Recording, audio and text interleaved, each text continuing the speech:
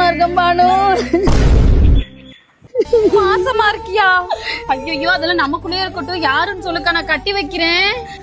சொல்றேன்னு மனசு வருத்தப்படக்கூடாது. சொல்லுக்கா, நான் நல்லபடியா கல்யாணம் பண்ணி வைக்கிறேன். சொல்லுக்கா. இதுக்கு காரணம் காரணத்தை சொல்லு. உன் புருஷன்தான். புருஷனா? இங்கே பாருக்கா, 10 கொலை பண்ணான்னு சொல்லு, நம்புறேன். 10 வீட்டுல கொள்ளையடிச்சான்னு கூட சொல்லு, அத கூட நம்புறேன். மாசமாக்கிட்டான்னா சொல்லாத, நெஞ்சு படப்படன்னு வருது. சரியா?